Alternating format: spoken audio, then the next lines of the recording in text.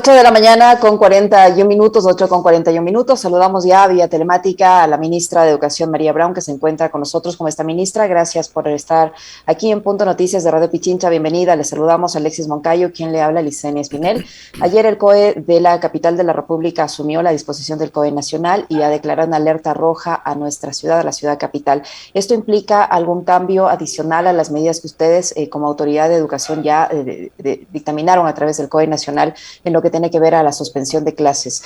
La medida de suspender las clases durante esta semana se mantiene o se la piensa ampliar tomando en cuenta la situación de la ciudad de Quito y del resto de cantones que aún se encuentran en semáforo rojo? Buenos días, bienvenida. Buenos días, Licenia. Buenos días a todos quienes nos están escuchando. Efectivamente, como ustedes saben, es desde este lunes empezó la implementación de la última resolución del COE expedida el día domingo, en la cual se hace público este semáforo de seguridad, un semáforo que, como tú acabas de mencionar, considera principalmente factores epidemiológicos y además el índice de vacunación por cantón. Este índice ajustado a vacunación nos permite conocer cuál es la presión que existe en el sistema de salud pública, cómo estamos también en términos de número de personas contagiadas en los distintos rangos etarios. Y una de las medidas que se solicitó es que por esta semana los cantones en semáforo rojo suspendan las clases presenciales, los cantones en semáforo amarillo puedan tener presencialidad, aquellos con más del 85%, el 85% de estudiantes del Cantón Amarillo tengan menos de 85%, deben solicitar el carnet de vacunación por esta semana. Y en los cantones en verde tenemos el protocolo como lo veníamos implementando con distanciamiento. Estas medidas están vigentes por esta semana. El día de hoy hay un COE con el alcalde Guarderas precisamente para revisar la situación específica de la ciudad de Quito, y el día viernes y sábado tendremos sesiones del COE para revisar el avance o cuál ha sido el impacto de las medidas que se adoptaron el día domingo, revisar la semaforización, y allí sabremos, en ese momento realmente sabremos si Quito permanece en el semáforo rojo, si pasa a semáforo amarillo. Uno de los factores para aquello es que se reduzca, por supuesto, el incremento o esa pendiente ascendente del número de casos de contagios en la ciudad, pero también el incremento en el número de niños y jóvenes en edad escolar que todavía no se vacunan, que acudan a vacunarse. Por eso también un llamado, Licenia, a la ciudadanía. Tuvimos una semana dedicada a la vacunación de niños y lamentablemente, pese a que hubo un incremento en el indicador, no fue de la magnitud en la medida que se esperaba. Esto pues nos hace hacer un nuevo llamado a la ciudadanía de no dejen a sus hijos, a sus chiquitos sin vacunar. Esto es una protección para que ellos, pese a contagiarse, no se compliquen, no se hospitalicen y no también tengan síntomas tan severos. Ministra, ¿cómo está? Muy buenos días. ¿Se tiene quizás datos, cifras en el ámbito educativo? Bueno, hemos visto a nivel general, ¿no? Por ejemplo, en las últimas horas, Quito, que ha pasado ya alerta roja, ha dicho que hay un nivel de contagio con un incremento del 187%. En las escuelas, en los colegios, ¿se tiene quizás un porcentaje de cómo ha sido el nivel de transmisibilidad del virus? Hola Alexis, efectivamente hacemos un monitoreo semanal y diario del número de casos reportados de estudiantes y docentes, pero en este momento no podríamos de hablar de una transmisibilidad en el sistema educativo dedicada a la vacunación que se recuperará al final del año lectivo, que tampoco hubo clases presenciales, y una semana, esta semana, en semáforo en rojo en la ciudad de Quito, donde tampoco hay clases presenciales. Por lo tanto, el incremento en contagios, en estudiantes, en docentes, en personal del sistema educativo, claramente no es un contagio o una transmisibilidad que se dé en el sistema educativo, sino fuera de él. Responde a un incremento en contagios en toda la sociedad en su conjunto, y más bien al contrario, vemos y tenemos la evidencia internacional y nuestra evidencia de que en el espacio educativo no hay un mayor riesgo de contagio que en otros espacios, sino más bien al contrario, este se reduce porque hay un seguimiento permanente del uso de las medidas de bioseguridad. Por lo tanto, esperamos que esta curva de crecimiento que en Quito, como lo decía Licenia, ha superado un poco más del 100% de incremento en casos. A nivel nacional ese incremento es del 300%, y por lo tanto lo que sí es una preocupación del COE, del Ministerio de Salud Pública, es que no generemos una ola de contagios en donde ya superemos esos 42,000 casos semanales que se dieron la semana pasada, que logremos que ojalá se mantengan o mejor aún se reduzcan para que el sistema de salud, aunque este porcentaje de personas que terminan hospitaladas en relación a las que se enferman es muy bajo, al ser tantas las personas que se contagian al mismo tiempo, esto hace que el sistema de salud pues se sienta demasiada presión y que corramos el riesgo de que camas que están destinadas a otras patologías deban destinarse a COVID, dejando desatendidas a otros pacientes. Esta es la preocupación de la ministra de Salud, que fue presentada al COE Nacional, y esto es realmente el sustento principal para la medida de esta semana, que es una medida severa, es una medida que realmente es la medida más dura que puede tener el sistema educativo. El no continuar en la presencialidad debería ser la última opción, ese es el planteamiento que se ha hecho ante el COE desde el Ministerio de Educación. Es una medida en donde pedimos a la ciudadanía que en los otros espacios sean coherentes, porque si es que no tenemos clases presenciales, entonces tampoco deberíamos estar viendo que se den otras actividades con niños en espacios públicos en donde no están guardando medidas de bioseguridad, por ejemplo. Ministra, usted decía que esta semana que se dio, digamos, o se dejó sin mayor actividad educativa completa para que puedan acudir los niños a la vacunación. No se llevó esa vacunación a los niveles que se esperaba. ¿A qué se debe? ¿Es falta de respuesta de la ciudadanía? ¿Es los horarios de la gente, que pese a que sus niños están sin clases, la gente sigue trabajando, no han tenido tal vez las facilidades para salir y poder llevar a vacunar a sus niños? ¿A qué explicación encuentran ustedes a esa poca respuesta a estos exhortos a la vacunación a los niños? Bueno, vimos del 11 de enero que teníamos al 86% de la población de 12 a 17 en el 86,18% con la primera dosis, pasamos al 87,01%. O sea, hay un incremento, pero es un incremento bastante moderado. Y de 5 a 11 años, del 11 al 17, pasamos en primera dosis de 74,24 a 75,48. Esto se debe nosotros hemos podido observar que eso se debe a varios factores.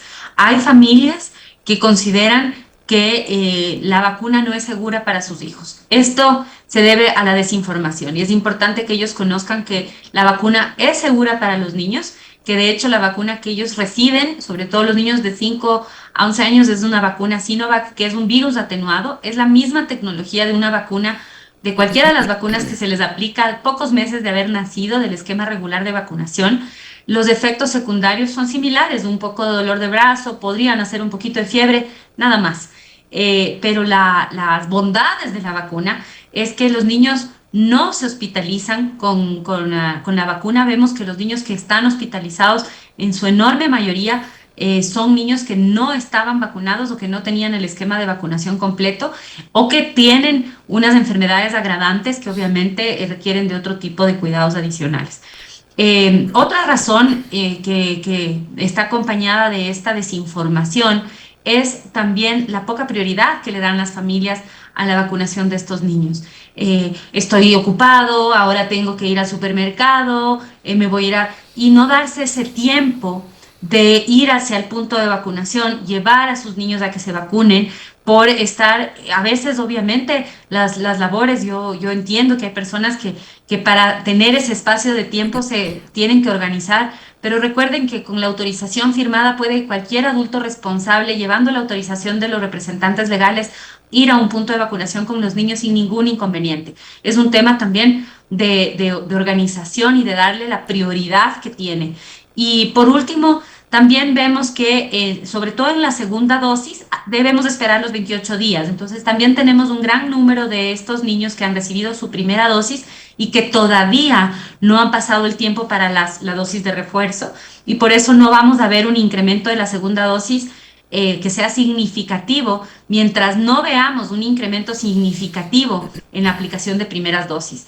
Por lo tanto, el llamado principal es a estar atentos a que se cumpla en los 28 días para la segunda dosis, pero principalmente vayan a la primera dosis si todavía no lo han hecho.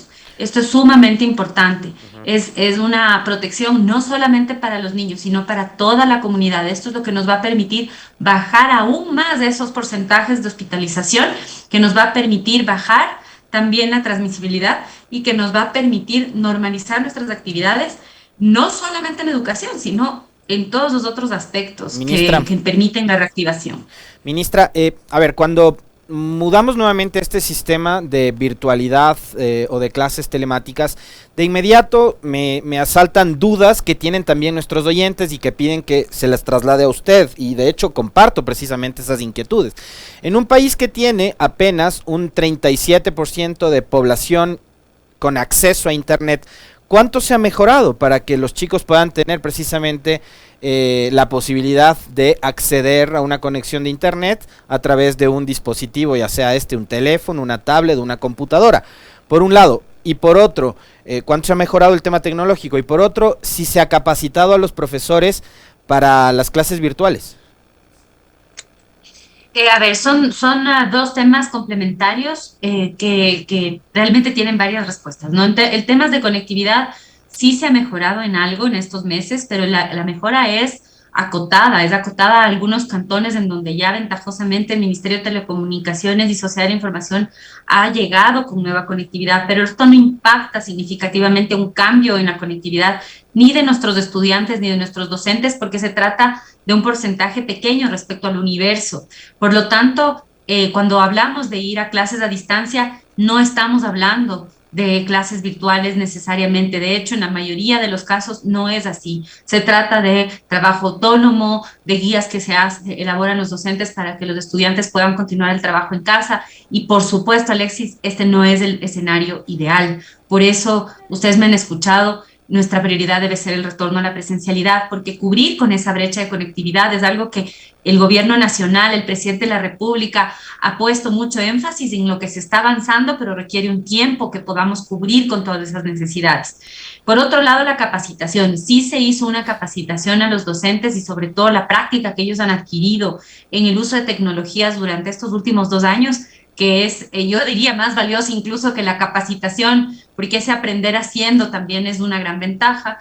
Siguen disponibles todos los cursos de formación de uso de tecnologías y distintos y elaboración de recursos educativos también digitales para los docentes, y esto es una brecha que tiene que irse también cubriendo, porque en el sistema educativo tenemos un cuerpo docente en donde también hay incluso brechas generacionales, docentes que no son nativos digitales, digamos así, sino que son docentes que han ido acogiendo esta tecnología de manera paulatina. Para unos les resulta pues mucho más fácil y para otros es algo que requiere de un esfuerzo continuado y más bien allí es un agradecimiento a ellos, porque ellos son quienes han buscado estas capacitaciones, quienes las siguen, quienes nos ayudan a que esto también mejore. Pero Alexis, la realidad es que nosotros buscamos que volvamos a la presencialidad lo antes posible, planteamos al COE opciones que sean viables y que se complementen con estas medidas de salud, pero sobre todo tenemos que hacer este llamado a la ciudadanía, porque lo que vimos en diciembre no puede suceder. El COE nacional plantea unas medidas por la protección y para no llegar a este punto, pero la falta de respeto de estas medidas por parte de los ciudadanos, porque estos no son los COEs cantonales, esto no es las autoridades, estos somos cada uno de nosotros que debe ser responsable de sus propias acciones.